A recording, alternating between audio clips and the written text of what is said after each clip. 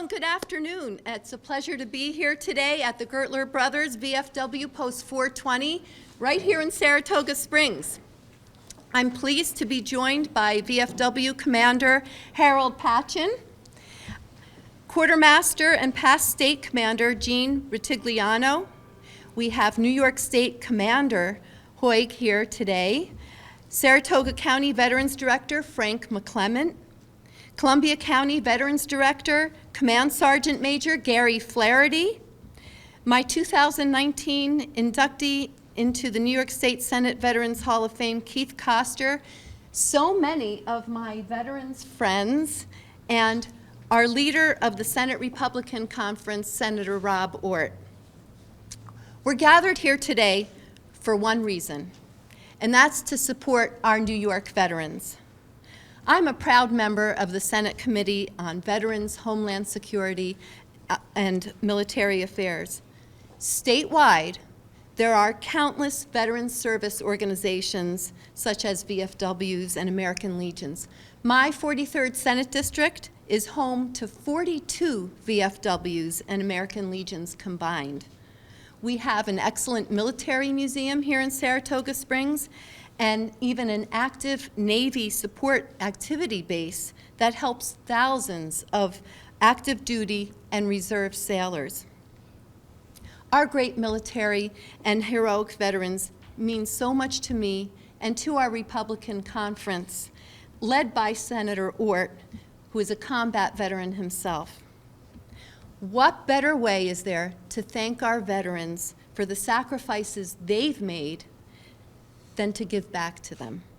And so that's what this bill is about. It's my distinct honor to announce the introduction of my new bill, Senate Bill 8504, the Veterans Service Organizations COVID-19 Relief Act.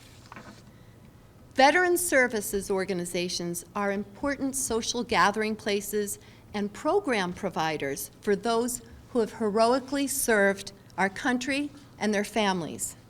Just like here at VFW Post 420, veteran service organizations were founded on helping those veterans in need. These organizations help veterans access programs from the Federal Department of Veteran Affairs, provide community programs, offer information about state and local programs, and offer a wide array of programs including substance abuse counseling and job training. VSOs have become a critical part of our societal framework for helping veterans and offering them a space to fraternize with those who best understand the sacrifices that they've made. In the past 2 years, our veteran service organizations have faced a lot of financial hardship, and that's because of the COVID-19 pandemic. Many, including some here in the capital region, aren't the hubs of activity that they once were pre-COVID. The many events that VSOs rely on to generate revenue, such as fundraisers, bingos and other games, breakfasts, banquet halls, renting them, among others, were all canceled, left many local posts and chapters without the key income they rely on for their budgets. The Veteran Service Organization's COVID-19 Relief Act would provide a critical lifeline for our VFWs and American Legions. So this proposal would establish a $10 million fund under the Empire State Development Corporation to provide grants of up to $50,000.